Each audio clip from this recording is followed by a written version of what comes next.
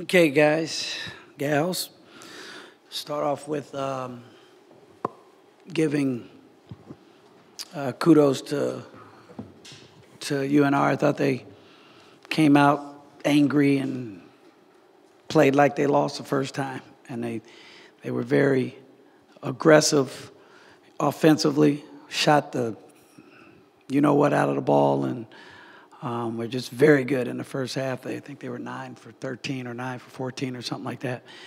They were just a buzzsaw, and it was just hard to recover. Played them even the second half, 47 apiece, but it just was not meant to be tonight based on their offensive efficiency and their rebounding efficiency in the first half. So some things we can clean up. The most important thing that jumps out at me is the transition, which we did really good job at New Mexico at stopping them early, and that was a point of emphasis here. It was our number one point of emphasis, but that did not come to fruition. So we'll go back, watch film, and, teach these freshmen and how to be a little more aggressive when the guys coming downhill. They kind of just were on defense the whole time in terms of retreating, and we got to get them to stunt and be more active and work on their core so they can get their lateral quickness better, and a lot of little technical things that we can do to develop that. But tonight was not meant to be, so we got to tip your hat to UNR. They did a great job, and they played like they were number 21 team in the country, to be quite honest. So we will stay together and try to be a little bit more disciplined and learn how to execute, the things that I'm putting in front of them on a regular basis, which we're a little inconsistent right now, but we'll get there. Let me open it up. What was your thought process? What were you looking for putting Jordan Johnson on Caleb Martin? Well, I don't think he's seen someone that could be as scrappy as Jordy. Didn't work out for us, but his size on the post-up, we thought Jordy was supposed to front him on the post-ups, and he was supposed to get a support person over off a couple of their non-shooters, and their non-shooters were shooters tonight. So there were several things that, from a scouting perspective, guys we were supposed to help off, they were making shots. 33 was making shots. Caroline was making shots, and typically you can be kind of a stunt guy and a heavy help off those guys. So we were going to give Jordy support in that way. So then we ended up putting some different guys on him throughout the game, and it didn't matter. He was a pro tonight, and I think he only ended, I shouldn't say only, but he ended up with 19, but I don't know what he had in the first half, but he was rolling. Do anybody know what he had in the first half? He had 17 in the first half. Yeah, so that was a big part of it. It was mostly transition. So we made some adjustments with matchups in the second half, and we changed the defense around a little bit. But those adjustments came a little, too late for the guys to really conceive what we wanted to do to them. They were kind of major, so we couldn't do them right in a timeout. We needed a halftime to do that. And we did them, and they went out and executed some different things offensively, and we got the ball inside, and we became more demonstrative in our rebounding effort. But you just can't start a game like that against a really good team. Did anything jump out with your transition defense as to why it was so poor?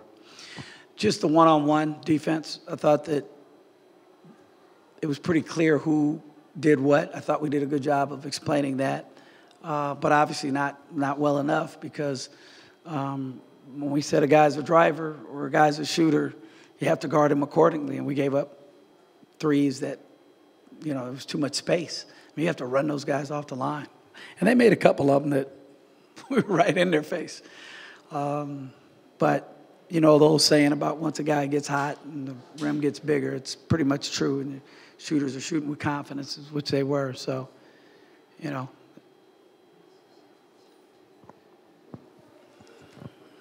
Going into Utah State, next week, does it seem like this team has gas in the tank?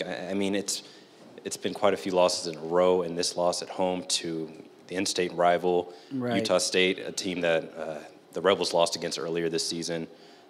What are you seeing in the locker room in terms of energy? I don't think they have any quit in them, if that's what you're asking. I don't think they're just going to pack it in. We've lost some games against some good teams, and we knew we were going to face some tough part of our schedule here. San Diego State's schedule was a little bit different. Theirs was, they had a lot of good home games. They were going against good people, but, you know, everybody's schedule is what it is. You don't control your schedule in conference, and so there's no excuses. You got to power through this time of year, especially when you're young kids. Start to hit a little bit of a fatigue. You just got to power through it. There's no options. So, yeah, I'm not overly concerned with the pass because I can't control it. So I'm just going to do what I know how to do at this time of year, and how I normally prepare my teams and continue to grow this team and this program the right way. And I feel like, you know, we have some talent, but they got to play together defensively as well. Coach, you mentioned the first half, of course. You know, you guys are down big. And then what was the approach and what was the thought process for you guys at halftime trying to make that comeback there in the second half? We just pointed out all the things we weren't doing, you know, all the things in the scout report, the specifics. And we went through them point by point, and they did a better job in the second half. And then we changed some things offensively as far as our approach. I thought we were shooting the ball too quick in the first half without playing for others and, you know, shooting without an inside touch. So if the ball didn't go inside that second half, then they were coming out. And that was a pretty good motivator because they started throwing it inside, and we started getting to the free throw line. And we got the rebounding going because we had the guys in the right position, the 4 and the 5 man. So adjustments that only kept us even, you know, kept us at sea level. But by then the damage was done. You got the one game left on Saturday, and then, of course, the Mountain West Conference tournament. What do you do initially? I know you still have to watch the films, but initially, what do you do to right the ship?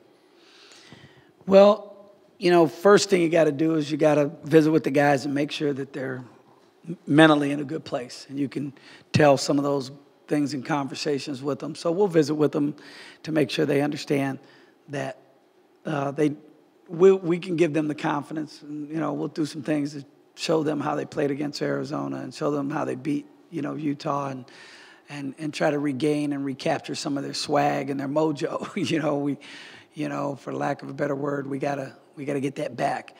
And, you know, players are resilient. Young guys are resilient. So hopefully we can do the right things, but then we've got to make the necessary adjustments technically to be effective. And that's what we didn't do tonight. Your team had some chances right at the rim that didn't go. At what point did you sense frustration kind of setting in for the team? When they kept making threes. I don't think it was as much as our misses as much as their makes that kind of drove their psyche into a place like, dang, what else can we do, you know? And then you compound that when you miss shots that you normally make, kind of drives you deeper down the rabbit hole. But it's my job to keep them up and play through that. And, you know, I thought we gave a much better effort in the second half, but that's no consolation. So. And you've talked all season long about telling your team, kind of being open at the message was telling your team that you want them playing their best ball late. Losing 4 straight and then having one more game to end the regular season, how does that message change, if at all? Oh, the message is still the same. But it hasn't happened, you know. So how do you play it's not, you want to be playing your best basketball late, but how do you do that, right? That's the thing that unfortunately they haven't fully conceptualized yet, you know, and that's the ebbs and flows of the game. You can't go up and down with them. You have to play more even keel and weather storms and not get too low with the lows and not too high with the highs. And the way to do that, that's emotional maturity and growth. And we just, we just haven't shown that we've been able to do that. But, you know, I don't know. It's a bad loss because it's a rivalry game, right? And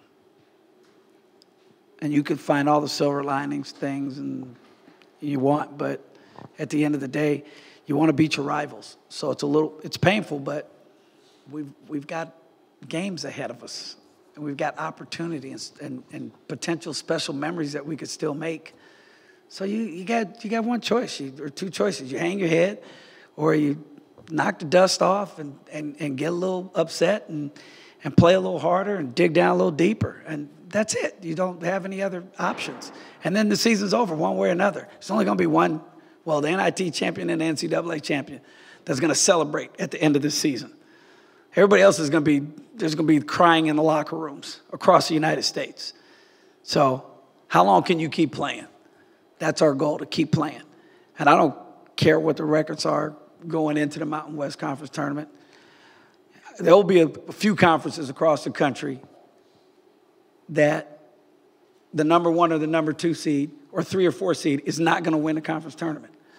And then there's going to be teams, again, the NCAA, they call them Cinderellas, and they're going to shock the world. So I guess we need to see if we can fit that slipper, and be positive and get ready to be that guy. We want to be that guy. Take one more, John.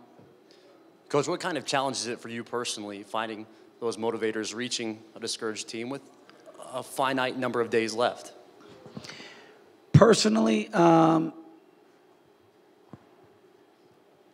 think the thing that has always motivated me is my own expectations, but I also love a challenge. I think every great job comes with a challenge, and if you don't challenge or you don't challenge yourself, how do you improve, right?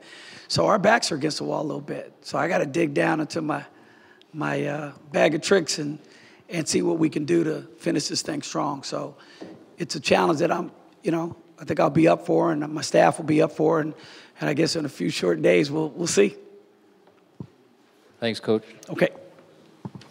Shakur, I'll start with you. They jumped on you pretty early. What do you think happened in that first half that sort of let it get away from you guys? They just shot the ball not even well. Honestly, I don't stand it. It just felt like they just couldn't miss. Some of them was heavy contested. Some of them was wide open, but they just made all the shots. Some people have their nights, and tonight was the night. Shakur, what was so difficult about guarding the Martin twins tonight?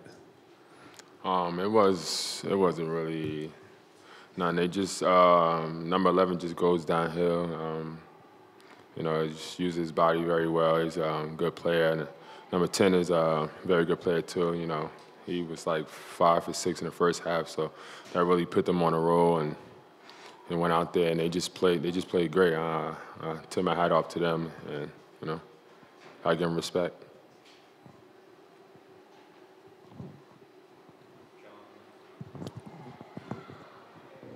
Brandon, just talk about, did you guys feel ready to play this game? You brought it early, and then things just kind of disappeared pretty quick. I think so. Reno's a really good team, and they shot the ball really good. No excuse for what we said. No excuse for how we played. I feel like coming in the game, we was really ready. But, like Shakur said, some people had their nights, and Reno was just clicking today, and we should have did better though. Brandon, of course, one of the feature matchups is going to be you and Jordan down in the paint. Obviously, they're knocking down shots on the outside as well too. But can you talk about what you're expecting to do defensively down in the paint? I can hear you. I didn't hear what you said. Defensively, what were you expecting to do with these guys down low throughout this entire game? Trying to give them tough tools. Tough tools don't beat us, and I don't think the tough tools really beat us. They hit a lot of good open shots, and I was just trying to get tough tools, really. This question is for both of you guys. The score tonight was 75-101. Another loss at home. Could this loss be accredited to poor defense, poor offense, or a combination of both? Both. Yeah, I believe it's both. We missed some high key points that would have capitalized some stops and got us more opportunities to score the ball. And, you know, defensively, we feel as though we did what we had to do, but, like, it was just that little one mess up gave them a wide open shot or just a contested shot, and they hit them. So It was a bittersweet feeling tonight, being that this was the last regular season game. Describe you guys' emotions during the play of this game. I mean, Well, we lost, so I'm pretty sure everybody was mad. But I mean, prior to the game, everybody just we was ready. We had uplifting spirits. You know, everybody was just there with one another, and you know, feeling vibeish. But you know, as of right now, you know, everybody just got a lot of thoughts going through their head. You know, individual plays, individual layoffs. You know, that they could have did better. Even I. So I mean, as of right now, everybody a little down, but we still got another game Saturday, so we have to just take this one and get ready for the next one. All right, thanks, guys.